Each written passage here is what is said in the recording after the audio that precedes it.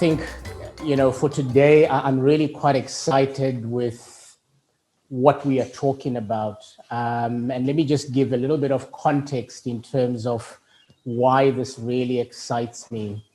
Is because I really believe every so often in history, God does something or allows something to take place that literally resets the clock on time.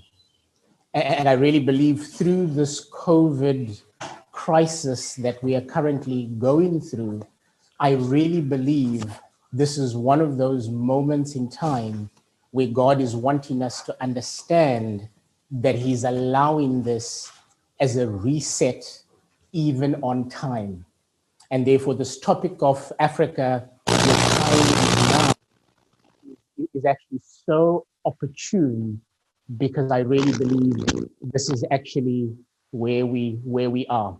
So what I want to try and cover in the next 25 minutes or so is just to share some thoughts on three main things. The first thing is the unchangeable nature of God. I want to talk about how I believe God has given Africa a DNA. And whenever we're talking about redemption, we actually have to go back and ask the question, so what's the original design? The second thing I want to talk about a little bit is Africa's identity, its people, the economy, and I believe the hope that we carry to be able to bring that vision that God has for Africa to fulfillment. Because I truly believe as entrepreneurs, especially redemptive entrepreneurs, we are the channel through which God's purposes for a continent will be brought to pass. And then the third thing is, what is our role as redemptive entrepreneurs? How do we practically play our part in actually doing this? Let me share a little bit of a story from my part, because Africa has held something very dear to my heart for most of my life, but more so starting in 2010, because I found myself asking a lot of questions about why Africa. And those questions were centered around, why is it that we live on a continent here in South Africa, we live in a country that is supposedly Christian majority, but yet we don't see Christian culture prevailing? Because you see, wherever there's a group of people who are of a common belief, their culture should prevail. And therefore, that didn't make sense for me as to why we claim to be Christians and yet we are the majority, but yet our culture doesn't prevail in society. And the sad thing is, if you actually look at where Christianity is its strongest in Africa, the sad thing to say is you will find a correlation with corruption also being the strongest. Doesn't make sense, but that's the reality. The other thing I battled with was, why is it that we live on the continent that God has blessed with such an abundance of resource, and yet we continue to be the begging bowl of the world? That again didn't make sense to me. And I think the last thing that I battled with, which is quite a provocative question to be battling and wrestling with God on, is, God, as a Black person in Africa, when I see the face of systemic poverty and deprivation, I typically see a Black face attached to it. And therefore, God, as a Black person, help me understand if you truly love Black people. That was my journey with God in 2010. And since then, God has taken me on a journey of helping me answer those questions. And that's part of what I want to share a little bit with you this afternoon. So, a couple of things that I got to really understand. Whenever we are talking about redemption, it's a spiritual, natural cycle. You see, God is constantly revealing Himself to us, and as He reveals Himself to us, He reveals His plans, His purposes, and His blueprints. Our purpose in that partnership is obedience. How do we actually then become the channels that implement whatever it is that God is revealing to us and showing us that we need to implement? So there's this constant spiritual, natural cycle, which also goes with revelation and obedience. And when that cycle works well, we begin to partner with God in bringing God's purposes to fulfillment. And I think one of the things I really appreciated about Andy's talk yesterday, and it really touched me in a big way, is when he talked about how redemption has an element of sacrifice. That if we look at redemption biblically, whenever there's redemption, the word sacrifice automatically comes with redemption. And therefore, our role is, are we willing to be sacrificial in what we do? And when I look at my own personal journey, one of the three things I've really always battled with, and I have to keep checking myself day by day, moment by moment, is where is self-ambition coming into this? Where is self-preservation coming into this? Where is self-righteousness coming into this? Because you see, even as believers, whenever we have the word self attached to ambition, attached to righteousness, attached to preservation, we completely lose what God is wanting us to do, because that self has to become collective. How are we working for the collective good to ensure that what God wants done is done, but we are looking collective. We're looking dying to self. We're looking sacrifice, because that's where redemption comes in. So as I said initially, what's God's original design? Because whenever we are looking at redemption, we're asking ourselves the question, okay, so what was God's initial purpose? Why did he create Africa? And I think for me, it's been a fascinating journey going through biblically, what did God create Africa for? What's so interesting about Africa is when you start to search through the Bible, even though the word Africa doesn't come through as Africa, as most other continents don't come through, what I started to realize is whenever you see the word Cush, Havilah, the land of Ham, Cyrene, Sheba, Ethiopia, Egypt, that's referring to Africa. And there's some amazing things that you begin to understand when you track through the Bible those words and what comes out of those words. I'll just give you a couple of examples. In Genesis 2, the creation of the Garden of Eden, you will hear the words Cush, the land of Havilah that was filled with gold, filled with resources. We see Abraham and Jacob coming to Africa during the famine. We see Africa feeding the world through Joseph. We see the marital union between Israel and Africa to create the tribes of Manasseh and Ephraim as being 2 of the 12 tribes that have African blood in them. You look at Israel being birthed as a nation within Africa. You see Jesus coming to Africa to seek refuge and safety just after his birth. You see Simon of Cyrene helping Jesus carry the cross.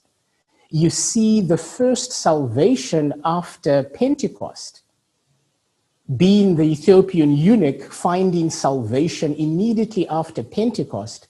And with all of those things, you begin to realize that there's a special string that God wants us to understand in Africa. And I believe today God has created Africa to be the resource continent of the world. That's why it was the continent where even people came to seek refuge in time of famine.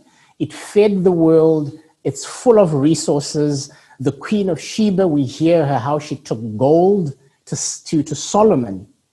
It's every time you look at Africa in the Bible, it's talking about refuge. It's talking about resources.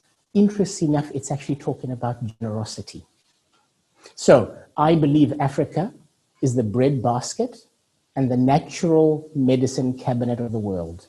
60% of unused arable land is in Africa. I believe Africa is the mineral treasury of the world. 30% of known mineral reserves are still in Africa. About 50% of all the gold that has ever been mined has been mined out of Africa.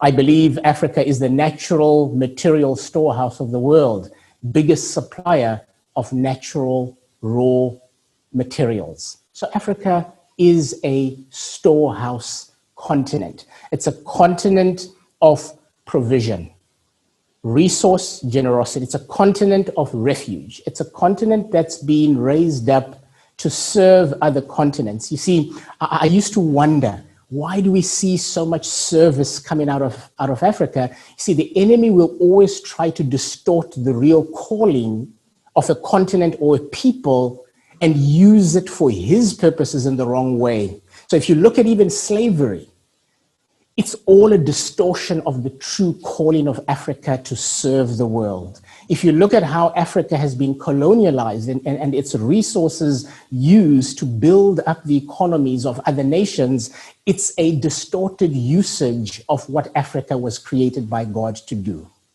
But I think one of the key things for me in my journey was understanding the parable of the talents, where it actually says, the master gave them the talents based on their ability. So the quantity of resource that the master gave them was based on the people's ability. And I thought, hang on, isn't that interesting that God has given Africa the most resources than any other continent in the world, which means inherently within the African, we sit with the ability to steward those resources, which means one of the greatest gifts we have as the African is the ability to steward great resources. And I believe that's one of the things that the enemy has tried to strip us off, but we need to bring back into Africa the ability to steward great resources. And this is all about the economy. And I'm not going to go into too much detail around the economy, but at the end of the day, as redemptive entrepreneurs, we are the people who are called to manage the household, because the original name for economy comes out of the Greek name oikonomia. And what oikonomia means is the management of the household. And we are called to manage the household, and the household is the collective of Africa. It's the well-being of the entire household. And I believe there are three essential elements of this. We have to understand the link between God, the land, and people. And that's the basis of this cycle. Because when we understand that, we begin to understand that God carries the vision and the plan, the land carries the resources.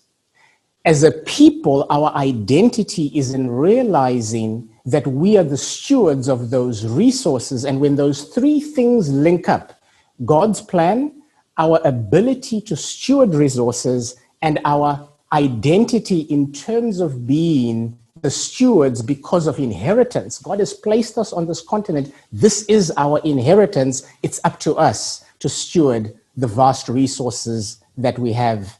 Because once that takes place, we start to see this amazing cycle of productivity between God, man, and the land. And I really believe it's something that God is really wanting us to understand. And sadly, it's something that Esau didn't get, because when he sold his birthright for a bowl of soup, he didn't understand his full identity and the inheritance that God had given him. And therefore, as Africans, we have to step back into our identity. We have to recognize the inheritance that God has given us so that we stop giving away our continent for a bowl of soup. And sadly, that's what we are doing with all the Chinese and everyone else that's coming in and taking the resources, because when we can't steward our resources well, we lose those resources. So that's one of the key things that we always have to remember. So I think let's move forward to the next slide, and then we will move forward from there. So what's our call as the redemptive entrepreneurs for Africa? Because we are the agents that need to bring about African change. So I truly believe we are being called to restructure Africa's economic ecosystem. What do I mean by that? What I mean is that through many centuries, Africa has been the resource basket of the world, but we have allowed the world to use our resources and to add value to our resources and to sell our resources for a bowl of soup rather than for us to take up the responsibility of creating the value with the resources that we have. And I believe we've also exploited our own people by allowing the world to extract resources from Africa at the price they choose, add value to those resources, and literally sell finished goods and value-added goods back to us based on the price that they have set. And that economic model just does not work. So when you hear a lot of people talk about the interest that they have in Africa, they typically see Africa as a place to obtain cheap resources and a place to sell all their goods, and therefore they see us as a consumer market. We need to develop our own manufacturing capability where we add value to our own resources, increase the value of the amazing resources we have, bring our people, train our people, equip our people, impart the full inheritance upon our people so that they see this continent as a place of inheritance and as a place where they can begin to thrive and to build prosperity and wealth. And I truly believe redemptive entrepreneurship is all about restructuring at a macro level what Africa actually looks like and how we do economy in Africa. And I believe this latest African free trade agreement, where we begin to trade amongst ourselves as Africans, is hopefully a big thing that's going to help us to be able to do that. Two things I want to talk about that get me very excited, especially when I meet the redemptive entrepreneurs that I have the privilege of meeting through Trigger. First of all, the guys who are out there running and establishing businesses. I love to see these Genesis industries being developed in Africa. You see, Genesis industries are all about what are those primary things that God has given us as resources on the continent, whether it's farming, whether it's mining. See, this is our inheritance. But over time, we need to start adding a lot more value to those resources so that we can up our game, up the value chain. We need to eventually start getting into distribution, logistics, retail, and we need to eventually get into the higher level services. This is essentially the trajectory that China has taken. They started off understanding that they had to start off somewhere and begin to build value, become the manufacturing hub of the world, build more value on top of that, build artificial intelligence, build all the technologies, whether it's agri-tech, whether it's a fintech. We need to be driving that, but from a perspective of how do we make Africa a prosperous ecosystem that's prosperous based on the prosperity of the entire household. So I think that's one of the things that excites me about the businesses that I keep interacting with and seeing here. The other thing is I get so excited because for an economy to work, you need to be able to maximize the people that are in the household. The more people who are productive, the more people who are active, the more the economy grows. The more resources are being used by more people, it multiplies the economy. Because again, God's economic system is all based on multiplication. So it's all about how do we take maximum resource plus maximum people, and how do we mix these two in a productive pot so that what comes out of this is a constant multiplication. But we have to develop people, because people are the most important asset to this continent, to any nation, to any business.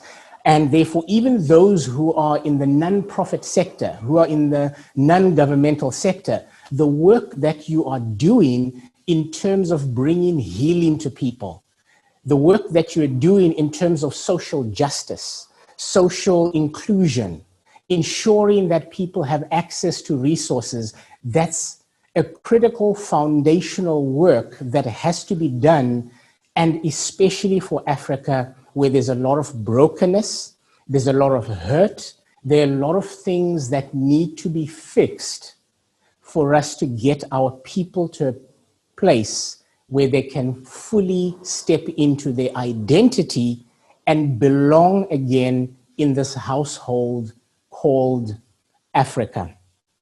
So even as I start to wind down, there are a number of things that I really believe at a prophetic level, God is saying to Africa, and he's saying to us very clearly, Africa, it's your time to build. Africa, it's your time to be the head and not the tail. Africa, it's your turn to ascend to the impossible now made possible and to lead the world. One of the amazing scriptures I always think about is where Jesus talks about what was once last will become first. And that for me gets me out of bed every day, because I know that Africa as a continent has lagged behind as the last.